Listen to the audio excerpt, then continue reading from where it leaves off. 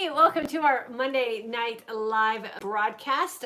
Welcome back to an amazing new week we have ahead of us. Tonight we are going to be talking about training and how that affects your fasting. And more specifically, we're going to be talking about training that you're going to be doing for a specific like athletic event or maybe a race that you have scheduled for yourself, and how you really need to look at what you're doing in your fasting and your feasting window to accommodate what it is that you are expecting from your body. So welcome. If you are new and you're joining us on YouTube, please take a second to hit that subscribe button and that little bell icon. That will make sure that you are notified when we go live in the future and or upload new content to the YouTube channel. And if you're catching us on Facebook, please take a moment to hit that like button. And there's also a little notifications section there as well, where you can set the default to being notified when we load new content to our Facebook page as well. If you're joining us new, my name is Diane, and for the past 25 years, I have been helping women find nutrition plans and fitness programs to help them look and feel their best and live their most authentic life. And here in this community, we have been doing that now for, a year and a half, almost 2 years. In this amazing community, practicing intermittent fasting as a way to really heal our body, reverse some of those pesky little aging issues that come up for us women, and developing a keto-like lifestyle that really encompasses our own individual lives and how authentic we choose to live those. So welcome if you're joining us new. If you're one of our returning members or a course member, I always invite you to please put a comment in the comment section. That way I know you're here. I can acknowledge you at the end of this broadcast, and we can answer any questions or comments that you might have. So if you follow me on Facebook and or YouTube, you might have seen today that I posted my announcement for the fact that I just registered for a half marathon that I will be running in December.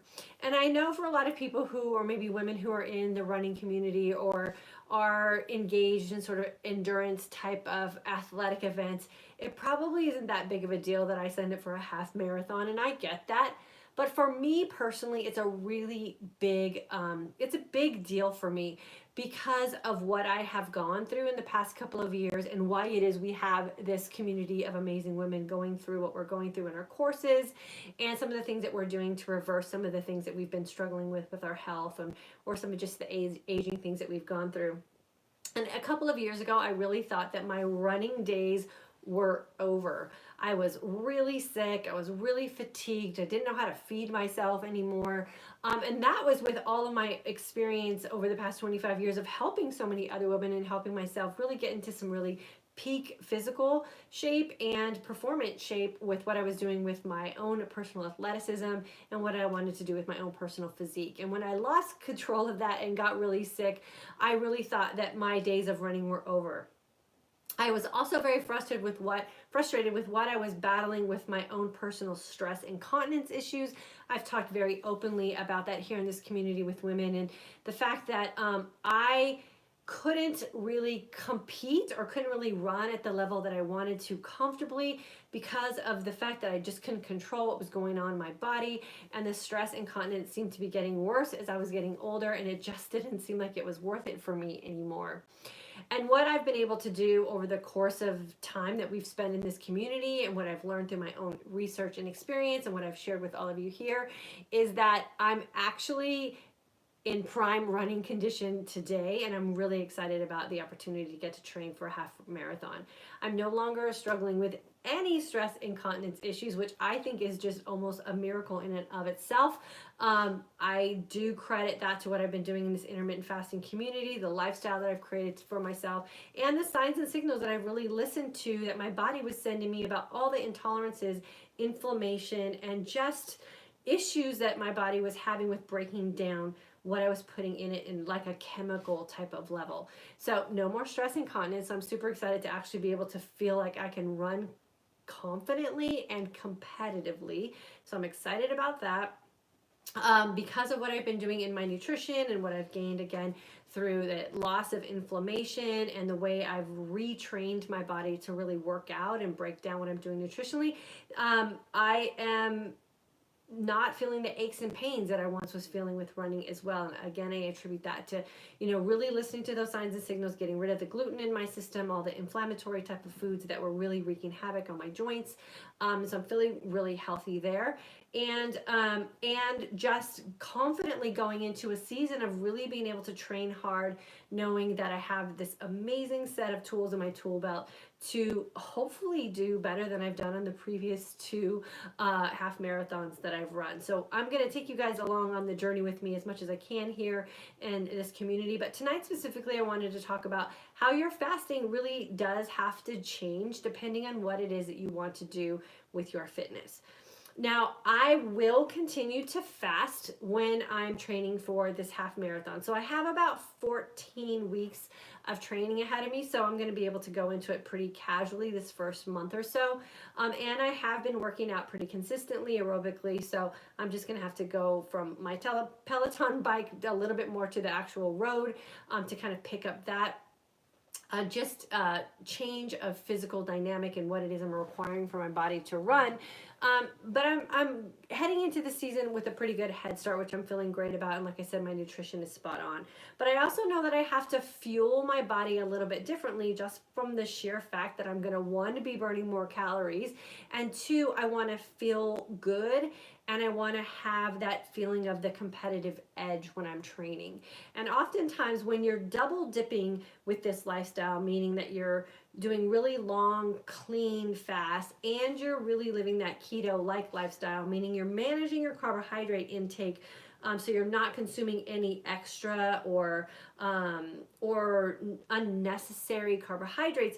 That's what I consider double dipping. So you get the advantage of fasting along with the advantage of a lower carbohydrate or a conscious carbohydrate nutritional or feasting opportunity, and you can go pretty deep in what it is you're trying to do in both of those avenues.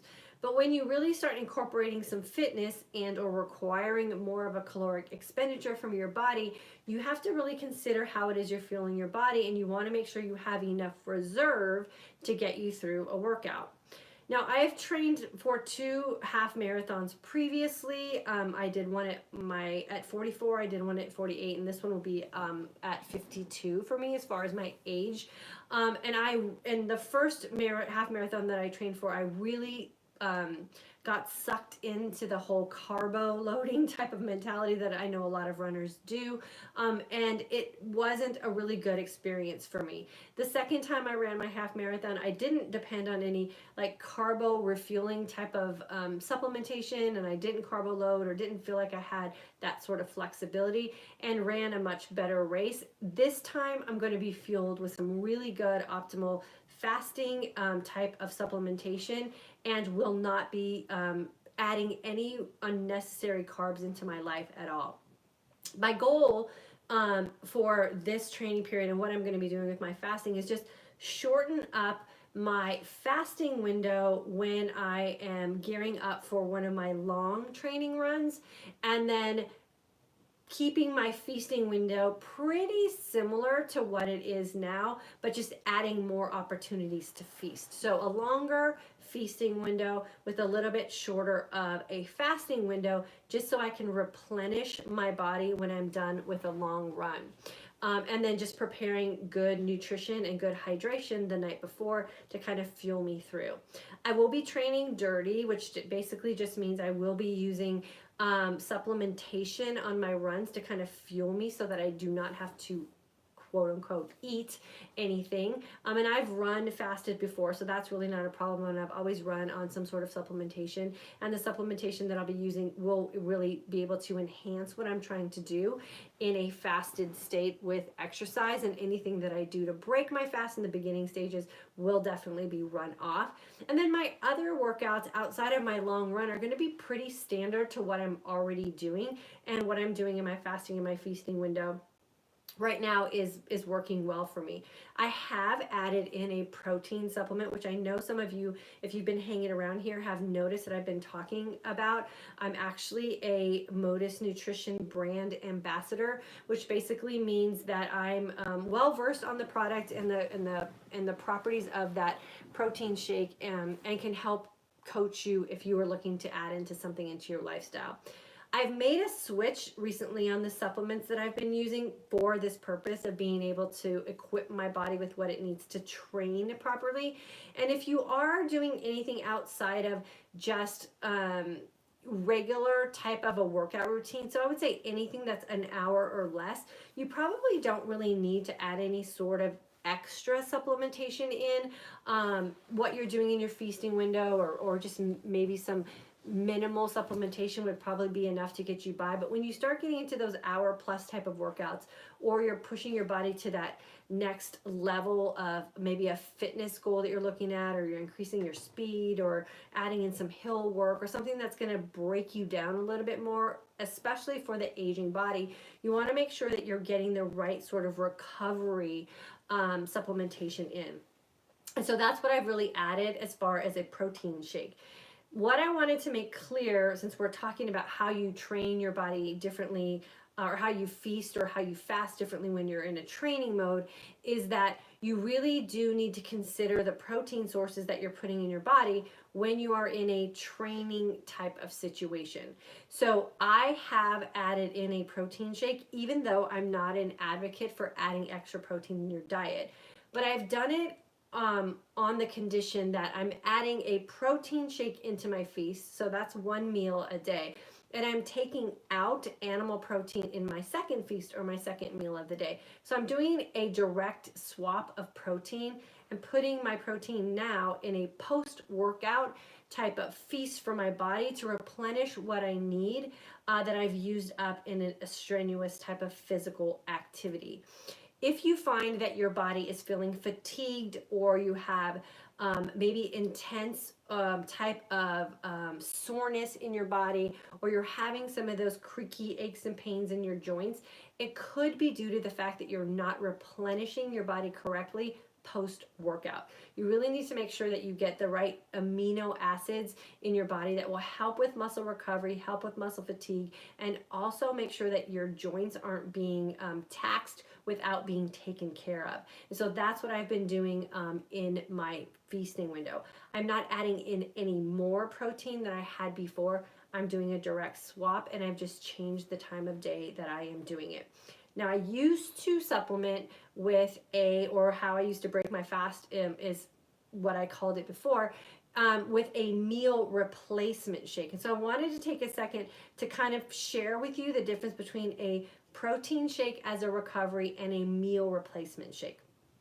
So a meal replacement shake really is exactly what it says it is. It's replacing a meal. So instead of eating real like food, you're going to swap out those nutrients and add in a shake version of it.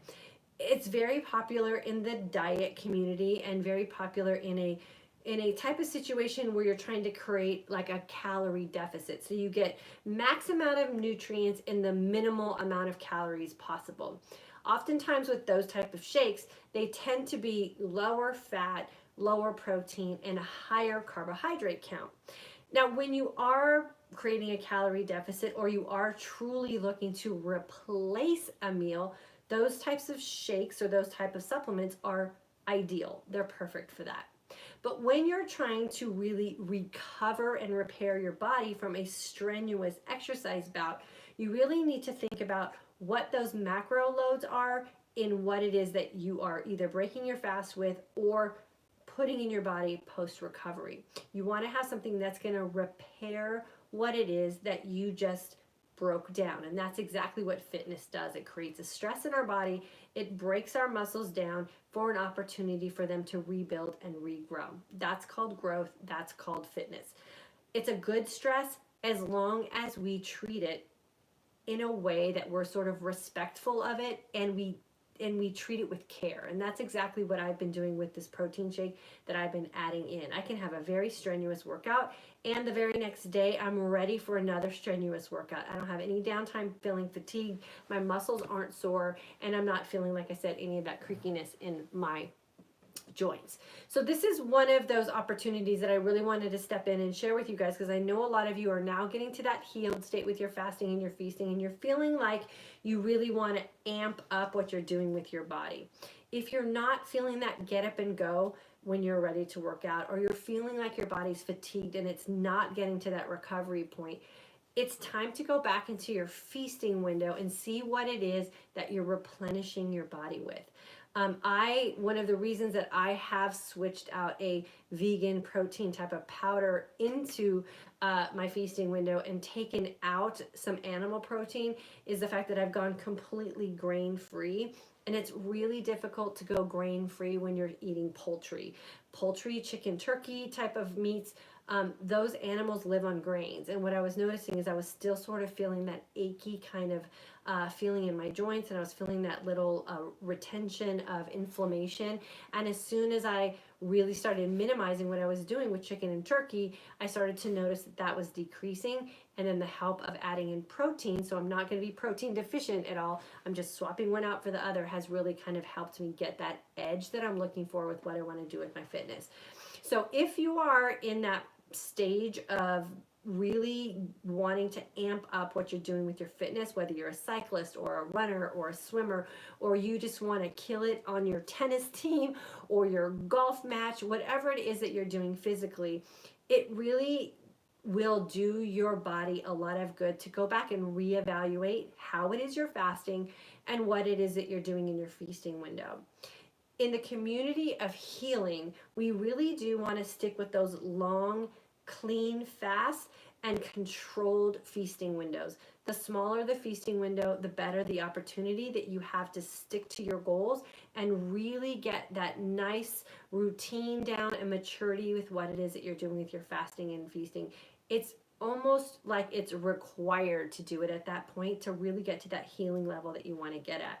But we can't always live at that level of fasting super long, 20 plus hours, and feasting minimally when we really are at the point of expecting more from our body. And that's really where a lot of the women in this community have been transitioning into with their fitness. So I wanted to make sure that I got on here and talked with you guys about what it is that I'm doing, and have you consider some things that you're doing in your feasting and your fasting, and what it is you're expecting from your body on a fitness level. You do not have to carbo load to be an endurance type of athlete. You do need to make sure that you are replenishing your body with nutrient-dense food. That is never going to change. And you want to make sure that you're getting enough of the right kind of protein in your body to help your joints heal, to help your muscles heal and develop, and to make sure that you stay in the game and you're not going to slowly end up breaking your body down. Now, this is especially important for my aging athletic women, and I consider myself an aging athletic woman. We do just stop developing muscle at the same pace that we did when we were in our younger years. And so it is very important to make sure that you're getting the adequate amount of protein for your body, not over proteining, but the adequate amount of protein for your body to make sure that your body is going to operate at the level in which you need it to, and it's going to repair the way you need it to as well. The last thing that I wanted to say about training and fasting and feasting is this. Your fitness should feel as good to you as your fasting and your feasting windows do. And if it's not feeling that way, it really is that time that you need to go back to the basics, kind of go back to the drawing board of what it is that you need to do for you to make you feel good and make you feel like you're on that cutting edge and that winning type of atmosphere that you're creating for yourself in your fitness. I went through a bout of losing my hair from not eating enough when I was working out and trying to maintain a fast from a healing perspective. I went through a fatigue stage, and I went through a stage where I just felt like my body was breaking down, and I don't want you guys to go through that stage if you're going to jump back into some fitness that maybe you've put on the sidelines while you were letting your body heal. Go back to the drawing board. Evaluate the fasting time that you think you need to have for your body to still maintain the healing advantages of what we want, as well as what you want to do in a fat burning stage. You still want to have the opportunity to fast.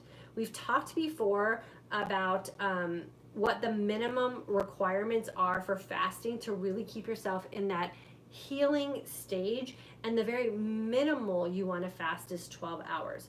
So if you stay within that 12-hour period and keep it as clean as you possibly can, you will still have the advantage that you need for what it is you want to do in the athletic arena as well. For me personally, I am going to fast for 14 to 16 hours, and then I'm going to be feasting for 8, including the supplementation that I need to recover, and then fixing up some things in my feasting window to make sure that I'm going to also have the physique that I hope to have after training for a half marathon. I've made the mistakes before of training incorrectly, even though I was training for a half marathon. It ended up putting on a bunch of body weight and body fat I wasn't happy with, and I don't want you guys to make that mistake as well. So it does pay off to kind of go back to the drawing board, write it out, schedule it as what you want to do, and then make sure that your body is feeling the way you're expecting it to feel with what you want to do in your fasting and your feasting.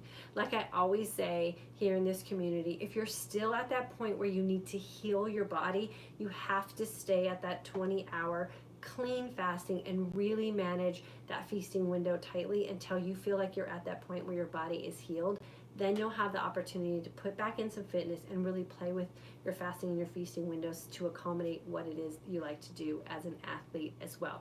If you want some information about the shake that I'm talking about, definitely feel free to email me. I'm never afraid to share that. And Kara, you could actually put the link in here if you guys want. I'm not an affiliate for the shake that I'm using at all. I am just a nutrition ambassador, so I'm here just kind of share the benefits of what a shake like this can do. It was designed for the aging athlete, and so that's me. I'm super proud to be an aging athlete, and I want to stay in the game as long as I want. So if you're looking for something to kind of supplement what you want to do athletically as well, Kara can put the link. She did? Okay, she put the link in there for you guys. Just go check it out, read about it. Like I said, I'm not an affiliate for them at all. I'm just kind of here to share good nutrition with you guys when I find it. And I'm very proud to be a Modus Nutrition Ambassador as well. So I always want to share that with you guys. And Kara, make sure you post the coupon code to Modus is super generous and wants to make sure that you guys get okay, awesome. Michael's telling me what Kara did. A discount for you guys to get started as well. So I'm loving it. I'm loving that it's going to be the primary source of protein for me while I'm training over these next 14 weeks, and I'll keep you guys posted via social media here on how I'm doing as well. I also wanted to make a quick announcement before I go to the comments and answer questions from you guys to let you guys know if you are a graduate of any one of our courses, we will be launching a September refresher course for the month of September, a quick start, get you back into your fasting and your feasting well, get you back to the energized sense of calm. It'll be a Facebook group that we will be hosting to pull everyone back in who might feel like they've just kind of drifted too far away from home base, and we will be launching that in the month of September. So keep an eye out on your email. We will be getting that out to you. And then for our healing women, September 8th, we will be launching our Intermittent Fasting for Today's Aging Woman course. If you've never taken a course before, I highly recommend that you jump into that. It is an amazing experience that will change your life forever, and how it is that you feed your body, and how it is that you will fuel your body, and how it is you'll have the opportunity to heal your body as well. So we always love it when you guys consider jumping into that as well. So let me jump on here really quick and welcome everyone on Facebook real quick, and then Michael will catch all my ladies on YouTube. Kara, hello. Sharon, hello. Connie, good evening to you too.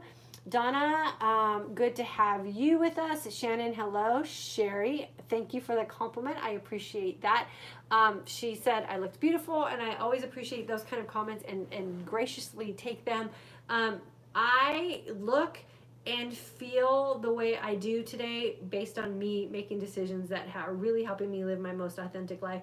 I have to say I have been feeling my absolute best these last couple of months, with the exceptions of those days where I just get off my game and let some things sneak in. But I think this reducing some animal protein, being very cautious about grains that I've put in through my training period with this half marathon, I'm going to be staying away from alcohol, really watching, like I said, the chicken and poultry that I put in, minimizing even some beef that I'm putting in my diet, and really not so much, I don't want to say I'm going on a plant-based diet, because I'm definitely not going to do that, but really being very specific about what I'm putting in my body. I'm going to train my body like I'm an athlete, and I'm really excited to see where I go on the next level. So happiness, being healthy, feeling energized.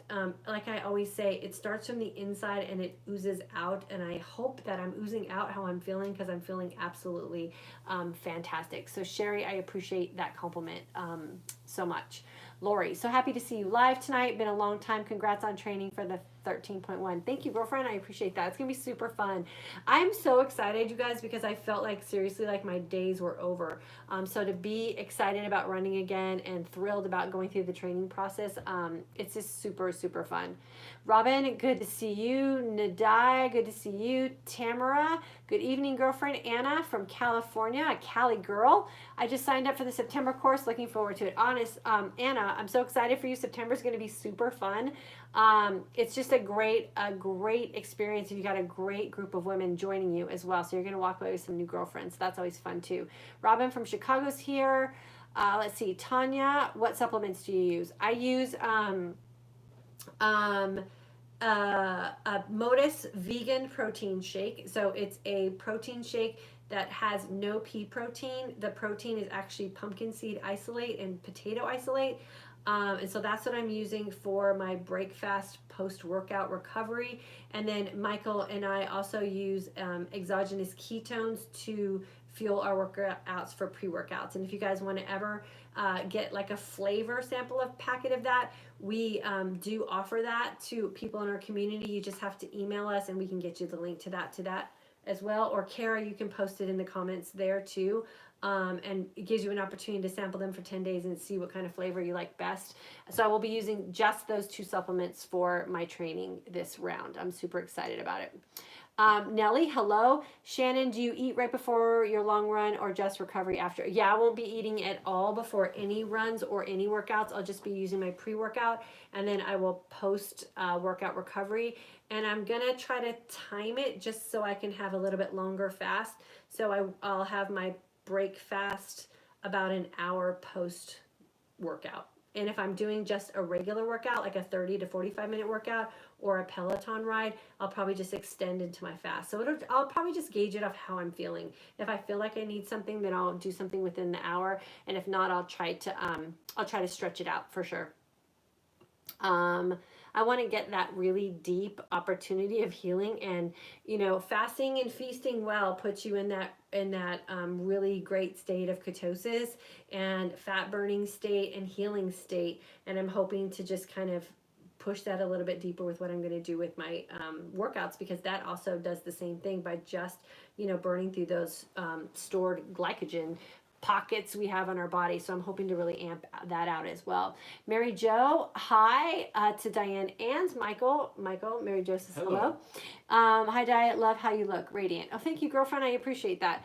Deb, hello. Okay, Michael, what you got over there on YouTube? I got Lou Edwards. She says fun.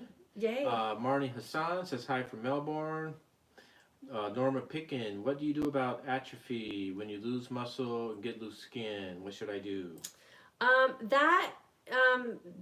I went through the same thing, and I'll tell you what, since I really started focusing on better supplementation, I've noticed some nice improvements with that. So time and consistency heals everything, I believe. And so if you've just started fasting, the first thing that usually happens is a loss of inflammation, and a loss of inflammation just makes, when you have inflammation in your body, as bad as it is, it makes your body actually look a little bit better, because your body's plump, like your skin is plump because it's full of water.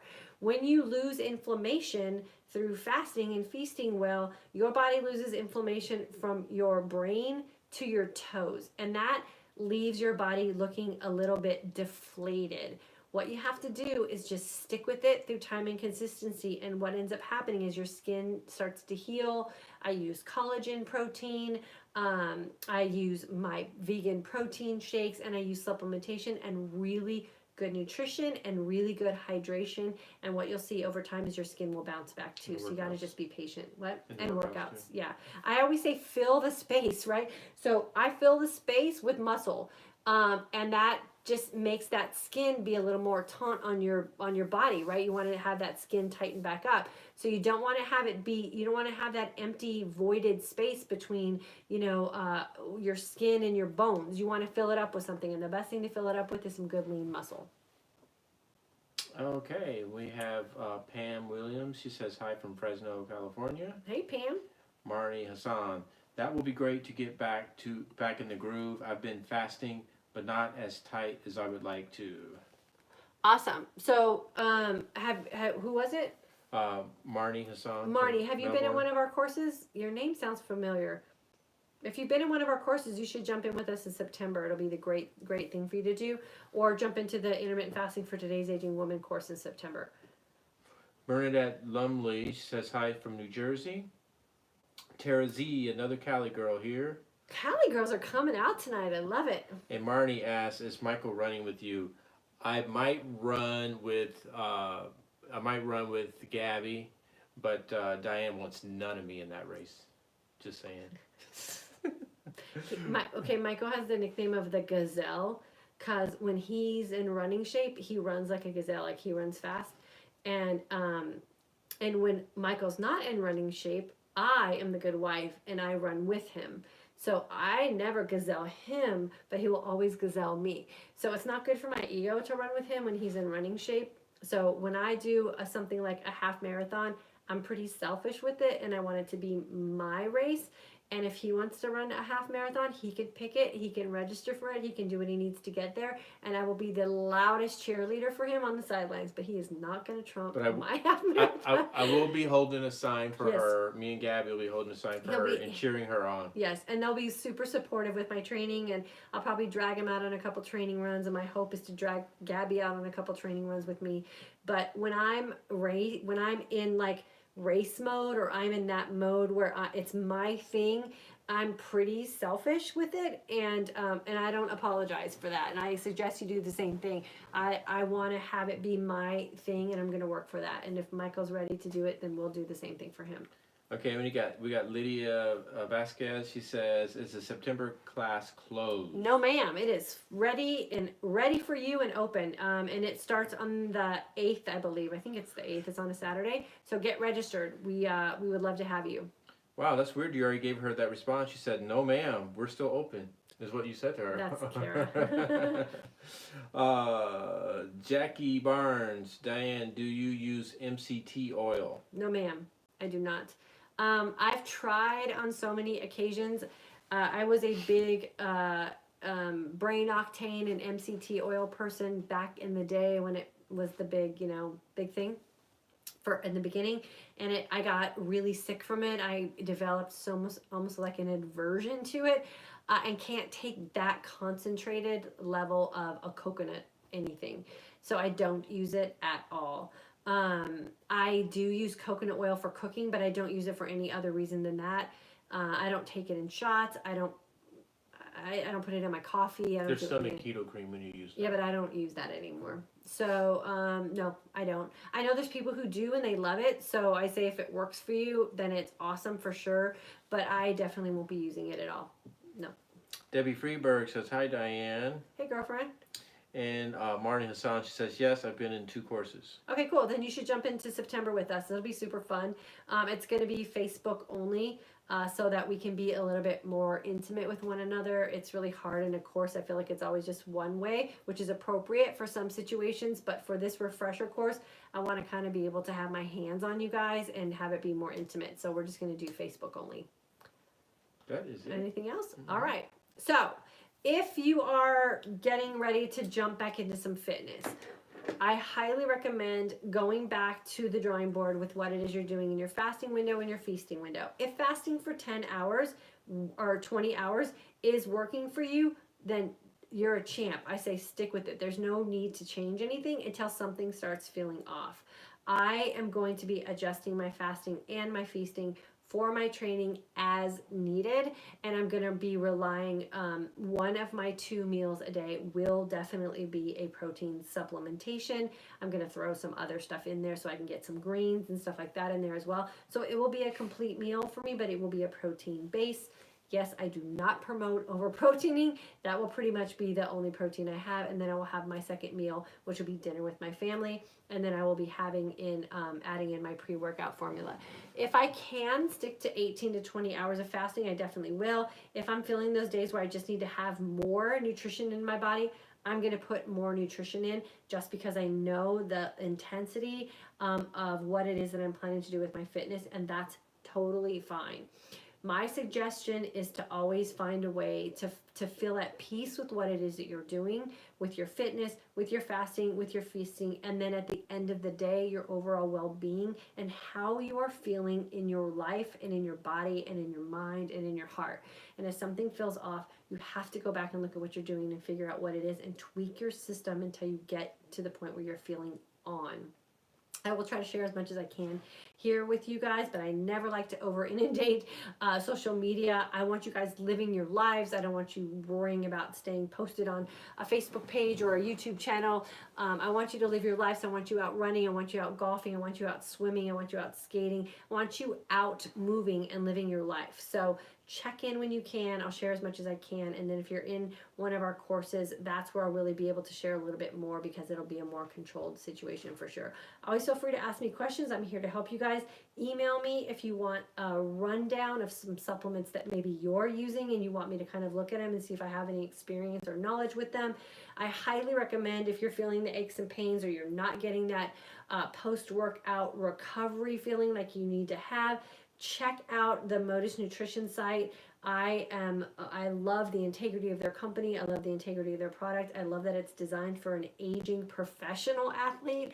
And I consider myself, like I say, not a professional, I wish I was, an aging athlete. And so I'm fueling my body just as if I was that aging athlete for sure on the professional level. I want to stay in the game and I want to stay running for a long time. So that's my goal, to keep my body healed.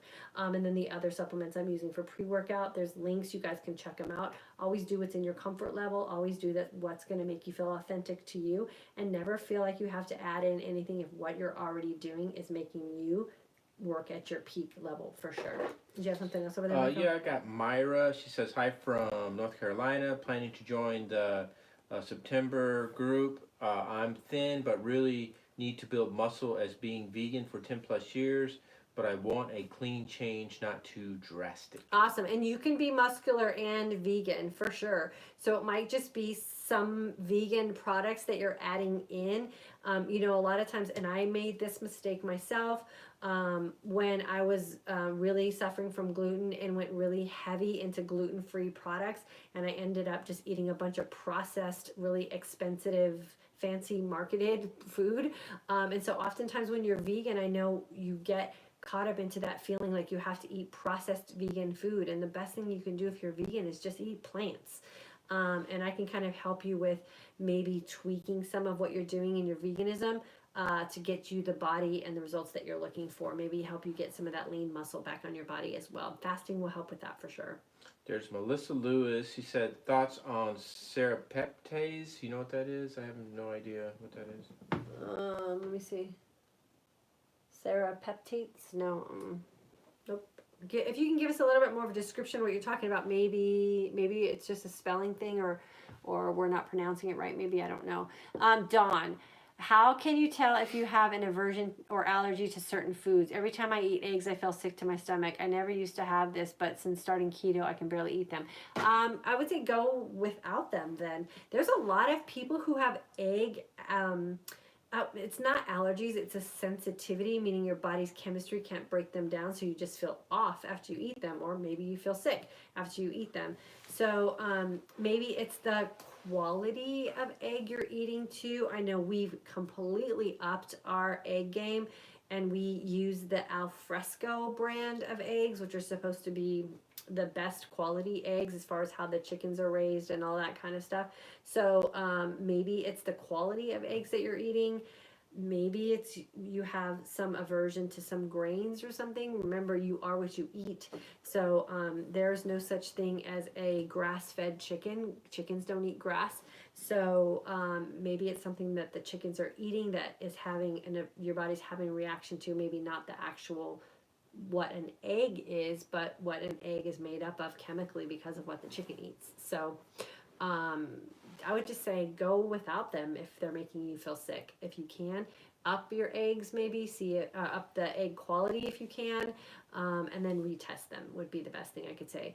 I am going in for a food sensitivity test when I go get my physical done in October, just because I'm curious to see like if what I'm eating is maybe some of the things I'm eating are not the best thing for my body chemically anymore. I know cashews really wreak havoc on Michael and I, and we used to eat them by the pounds. And now we eat cashews and we just feel really sick. I can't eat peanut butter anymore. And so I just switch things, and now I eat sunflower seed butter and I love it. We don't eat as many nuts anymore, like just from the regular store. We've upped our game on that too, and we're eating Baruca nuts, which are a much higher quality nut, and they're harvested in much more a higher quality condition, and so they haven't caused us any issues at all. So sometimes you just have to make a switch out of something. And we used to be a no red meat family whatsoever. And we just ate beef stew tonight for dinner. It was amazing. I made it at home. I made a gluten-free version of my grandma's beef stew recipe. It was fantastic. But we've upped the quality of our beef as well, and it's grass-fed. I don't have any problems eating, grass-fed, grass-finished, yeah. So I don't have any problems eating a piece of beef that's grass-fed and grass-finished, but if I ate a chicken breast, I don't feel so great. So we've had to really rethink a lot of our nutrition just from pure quality and production processes of what it is that we're consuming, and it has changed a lot. I feel much more comfortable eating red meat than I do a piece of chicken, a chicken breast even. And we used to be the white breast or the white meat, no bone, no skin kind of chicken people, and it just kind of turns me off now. And even when I go out to eat in restaurants, I really try to avoid it as well. And it's made a huge, huge difference in how I'm feeling. And I think that in turn shows on how I look. I don't have the inflammation. I don't have a lot of stress going on in my body, and that does start to just kind of ooze up to the surface. So if you're feeling like eggs are making you sick, probably are making you sick. You might want to try to find something to substitute for them. Anything else over there, Michael? Well, Butcher Box says help with the meat stuff. Yeah, and we do. We the one of the hidden benefits of intermittent fasting is all the money you save from not eating all this junky filler food every 2 hours, right? So we've really taken our budget into a new direction, and what we used to spend on really empty calorie unnecessary food and cheap filler food, we've invested into higher quality food, and we just do less of it.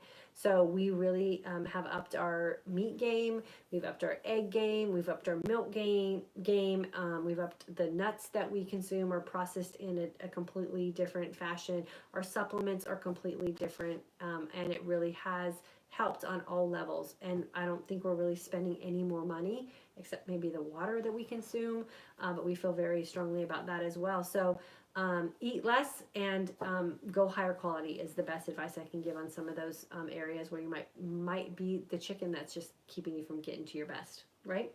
Yep. All right. I just have one more thing. Vicki Lawson says, I've been successful IF 18.6 and 24. Yes. Have added back weight lifting and appetite has soared. Any tips? Maybe eat a little bit more fat if you can. I would highly recommend that, or add in just another meal of whatever it is that you're, consuming. I always say don't be afraid to eat an entire avocado at dinner. I snack on a can of olives, like the entire can. I don't worry about calories. As long as you're eating the right kind of foods, you don't really have to worry about calories or quantities of it, with the exception of proteins and carbohydrates. And again, we want to make sure that our feasting window or our nutritional lifestyle is centered around higher good quality fats, moderate to low protein, and high quality protein, and minimal or conscious carbohydrates. And I just consider those as many vegetables as I possibly can.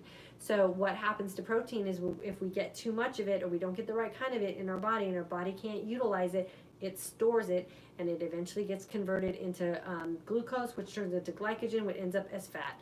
And that fat ends up, and all those extra sugar stores in our body ends up putting us in that state of insulin resistance, and then we end up being pre-diabetic, and all these other host of things start happening to us. So make sure when you're consuming that protein, it's good quality and your body can utilize it.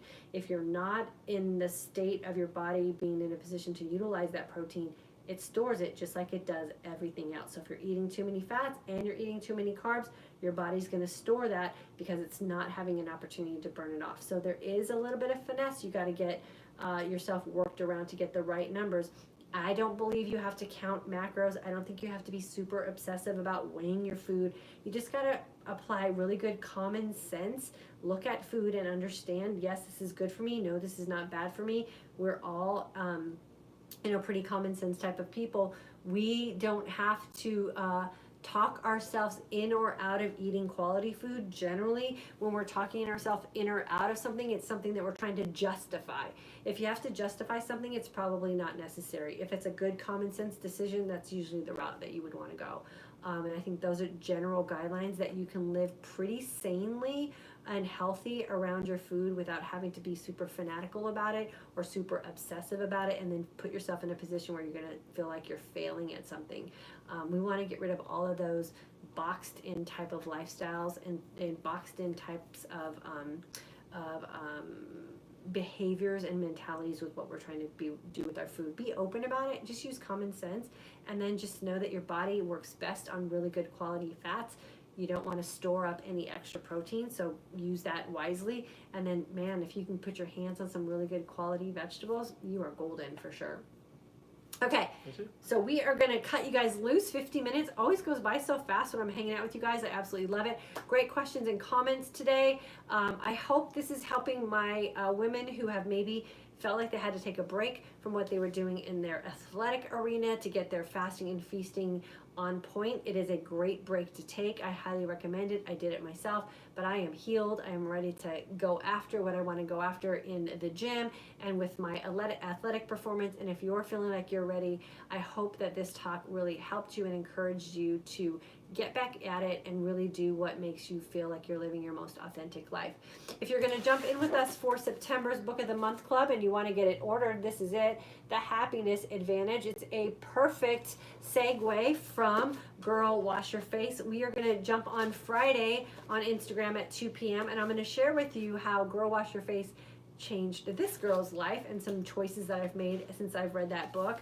And then on the first Friday of September, we will be jumping into the Happiness Advantage. If you're joining us for the September recharge group, we are going to be going into this book a little bit more in depth and a little more personally inside that group. So make sure you get registered for that if you're one of our past students with intermittent fasting. I look forward to meeting all of our new students on September 8th. It is going to be a great group on September 8th. We got a lot of great women who have already rallied around, ready to join. I know a lot of you have been watching for a long time and you're anticipating getting started. I love the excitement that you guys have and the little bit of nervousness. It's all good. We take really good care of you, and we'll have a great time spending 3 weeks together in the month of September. By the end of September, you guys are going to be living a completely different life, feeling a completely different way, and hopefully feeling very happy about the decision that you made to join us. So have a rest of your Monday night, and I will see you guys here Wednesday, 9 p.m. Central Standard Time. Talk to you guys later.